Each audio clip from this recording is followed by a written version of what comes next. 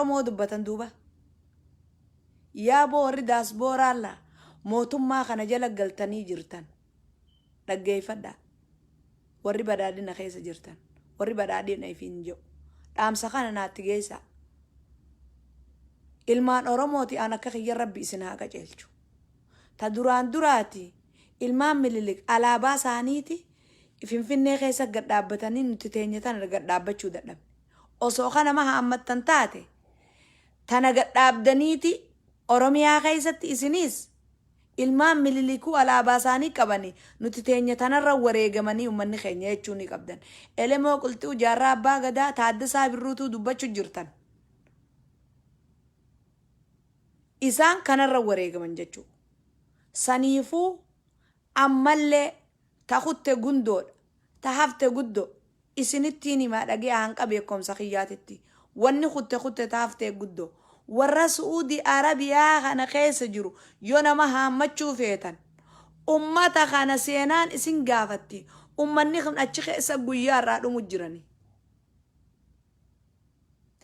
ummanni kun achi keessa dhumu jirani sodaa ilmaan amaaraatii fi ilmaan mililikiif galchuu hin dhabina ummata kana yaa warra badhaadhina deeggarra ifiin jiru ummata kana dhiibbaa guddaarra godhaa ka'aa galchuu danda'ame isin laallamee ka'aa galchaa ummata kana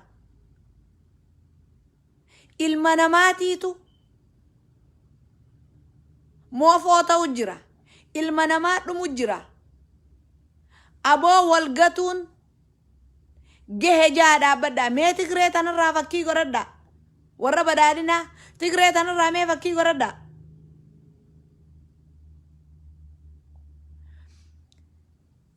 akkasit dhaqanii gatanii fixanii biyya isaanii dirgim godhanii waraana keessan hogguu qaban bishaan itti obaasaniiti dhawaa wallaananii isin garsiisu jiranii siyaasaan ummanni wal hatu jira dubbiin siyaasaa amma dhufu jirti saniifuu isinis maaliif ummata keessan hin haammanne ummata Suudii kana keessa jiru warra hidhaa jiru kana osoo bakka takka galchitanii alaabaa takkitti tana gad dhaabdanii oromoon akka jirtutti isinii wajji jiraatti maaliif ummata kana achi keessa bilcheessitan rabbi sodaadha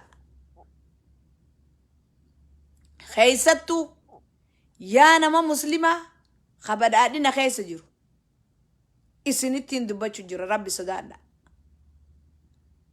ilmi namaa bishaan dhabee dhugaatii dhabee qabbanaa fi dheebuu Suudi Arabiyaa san keessatti aboo waadamu jira teessanirra buuftanii waan laaltaniif isin ummata kana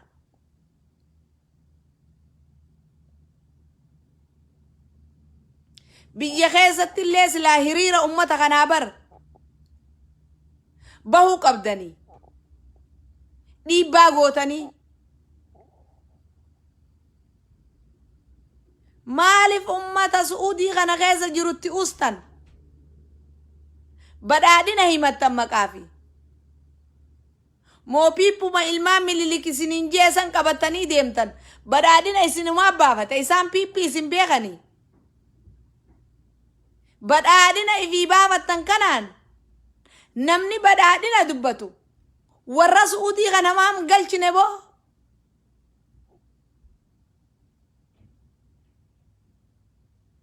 akkamitti itti caljattanii garaan keessan isin dandee akkana teessan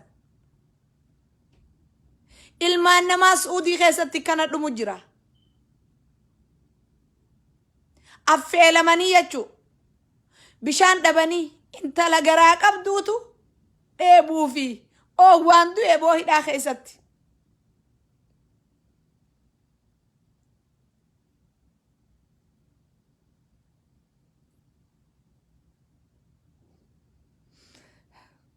zamanuma akkam keessa jirra zamana kijibni dachii guute zamana kijibni dachii guute badhaadhina jettanii himattan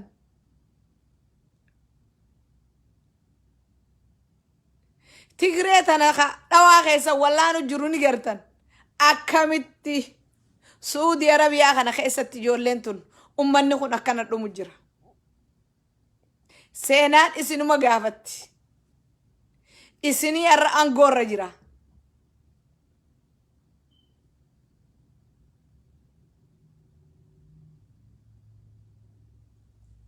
Yeroon tun numa dabarti.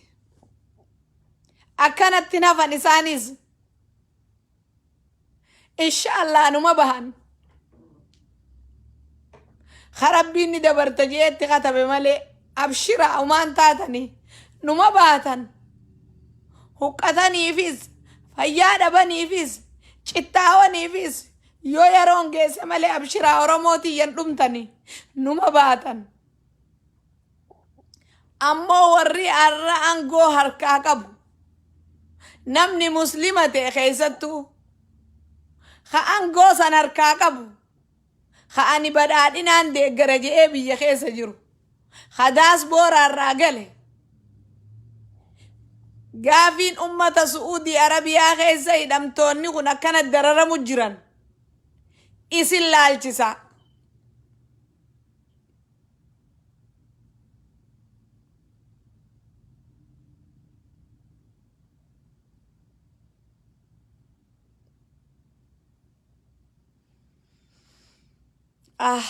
الحمد لله رب العالمين. الحمد لله رب العالمين. أبونا مو زجا قيان ديبي وفنو ما دفتي. زجان نمو ماف ديبتي. دبرتين قراق أبدو أجي خيستي. بيلا في ديبون بيا سان كيستي دوتي.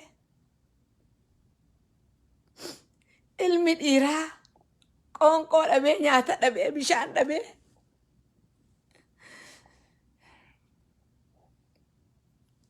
Akkasit dhumu jiru.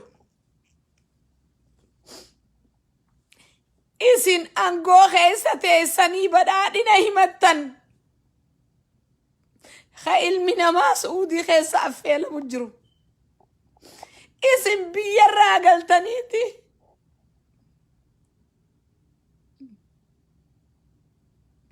Dachuma Oromoo bitattanii jechu. Jireenya gaarii jiraanneettan eessaan jiraattan Rabbi shaahida. Eessaan jiraattan gaa hin jiraattan. Maaliif? Hayni ijoollee ummata Suudi Arabiyaa kana keessatti kana bilchaachu jiru. Kunuu isiniif giha. Ammoo yoo if dhaqqabuu barbaaddan. Yoo if dhaqqabuu barbaaddan. Wanni dabarten jirtu. Ijoollee ummata kana galcha. Ijoollee tana galcha.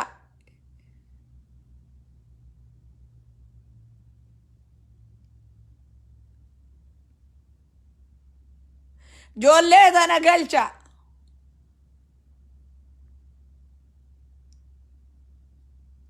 Ummata hidhamee dararaa rakkoo keessa akkana jiru.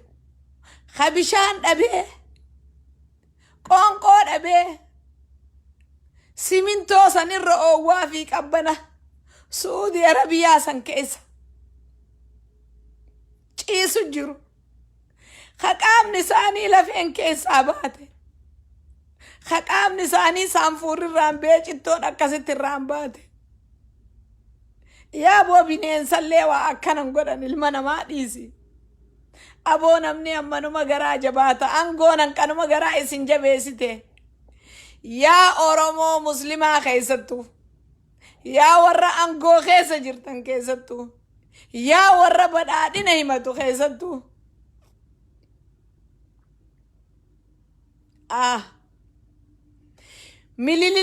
Mililik akkana dalagaa hoomwarkii dalagaa manaa isinii kannee qabsuma mililik gaggeessanii ilmaan namaa ilmaan balii aadam warra Itoophiyaa himatu akkasitti dhumu jiran.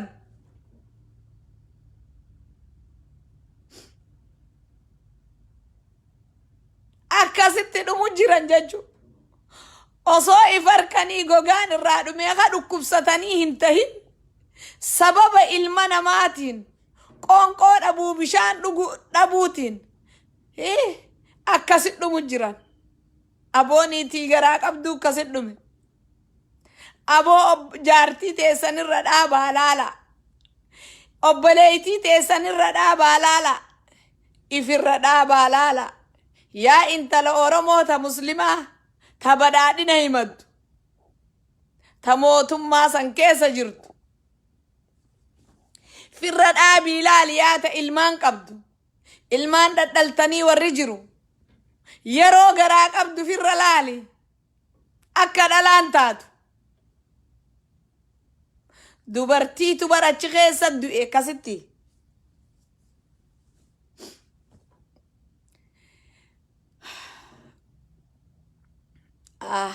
Yaa Oromootii ya du'aayii walii godha. Hedduu garaan kiyya kunna dhukkube. Du'aayii walii godha abshira. Inshaallah. Abshira du'aayii walii godha. Ammoo sheer naa godhaati. Warra badhaadhinaa kanaan naagiyaa. Naagiyaa warra badhaadhinaa kanaan. Warra keessattuu biyya keessa jiru. Warra badhaadhina himatu. Warra mootummaa kana keessa jiru. Ilmaan Minilik. Gaafa kaan akkasii ogguudhuman masaraa mootummaa san keessatti gaggodhatanii akkasi cufti isaanii booyan. Arra ilmaan Itoophiyaa warri Itoophiyaa himatu biyya Suudii keessa dhumu jiran ilmuma namaati. Namuu baatii 9 dhalate.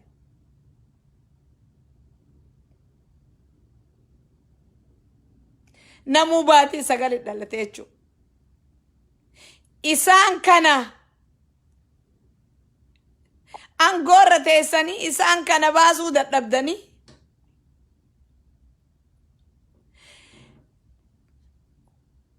yoo Daani'el Kibrat isin ejejin maaliif baasuu dadhabdamme?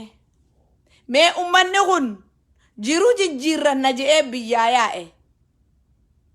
Jiruu birraa jijjiirra je'anii biyyaa yaa'anii. Maaliif baasuu dadhabdan?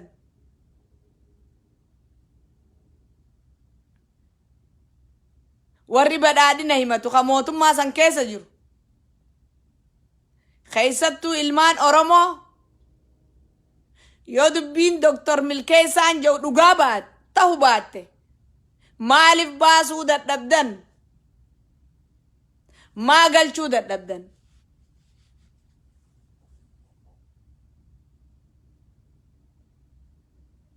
Wanni galchuu dadhabdaniif maali jechuudha?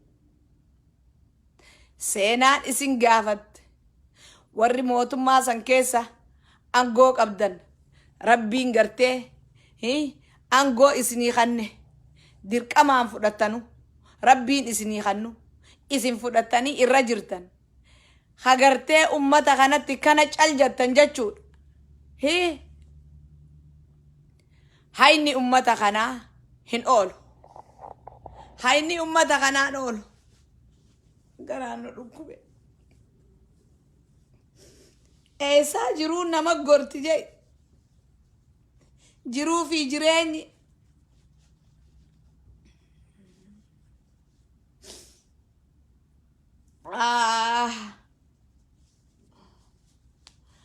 Addunyaa irratti azabamani. Silaa warri jannata rabbiyaa kannuuf warra jannataati isaanii.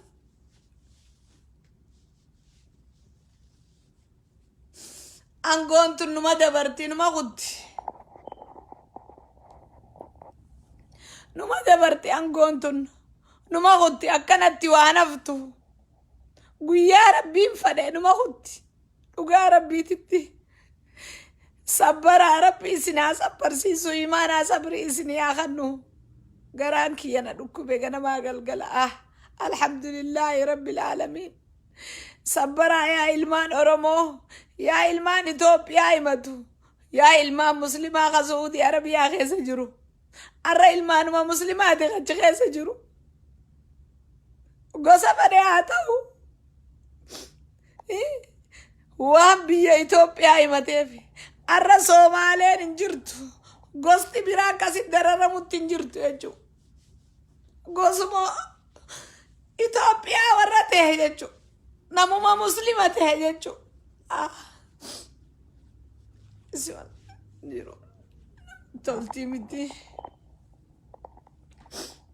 namuma muslima ta'e jechuu achi keessa dararamu jiru achi keessa dhibamu jiru namni muslima himatu ka Itoophiyaa keessatti mootummaa tana keessa jiru cuftitti gaafatama namni maqaa muslimaa himatu maaliif Suudii Arabiyaa keessatti namuma muslimaati ka hidhamee jiru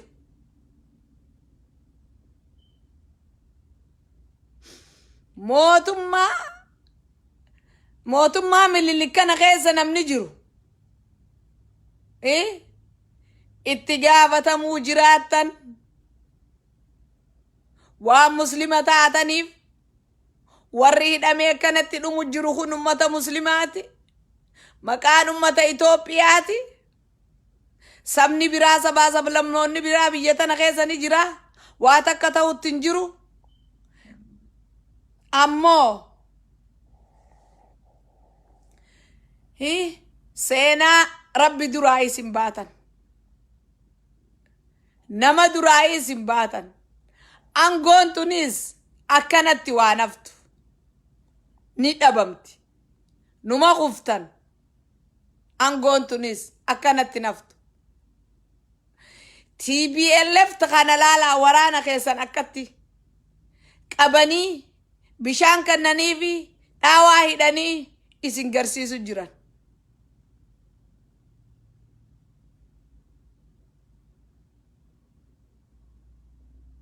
kanarraa illee barachuu qabdan mee waboota nagaara keessan laalaa waraana qaban tokko ummata keessan hin tuyne duuba namni boortaan biyya bulcheetis hin danda'u hanqa rabbi isin bulche numa bultan hanqa rabbi isin bulche numa bultan guyyaa rabbiin gartee isin garagalche inni nuuf fixee jira jechu ammoo kana keessa warra Suudii Arabiyaa kana keessatti kana dararamu jiru namni muslima ta'ee mootummaa Minilik keessa jiru sabaa sablammoonnichi keessa jiru san itti gaafatamtan jechu addunyaa taatu akhiraa taatu shira jiru rabbii nuuni beeka ammoo rahmata godhaaf hanqa dandeessan tattaafadhaaf intala garaa qabduchi keessa du'e ilmaan xixiqqaachi keessa dhumu jira aboo ilmoo teessan irra dhaaba lubbuu teessan irra dhaaba duniyaa tana keessa azabamu jiran jarrisanii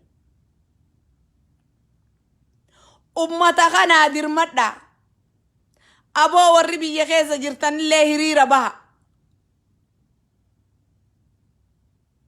hiriira bahaa ka'a mootummaa kanatti ummata kanaaf footoo isaanii tolfadha rakkoo isaan keessa jirtu kataba qaba gabbaa hiriira baha yoo isaan kanaaf isin ajjeesan shuhadaa'u arkattan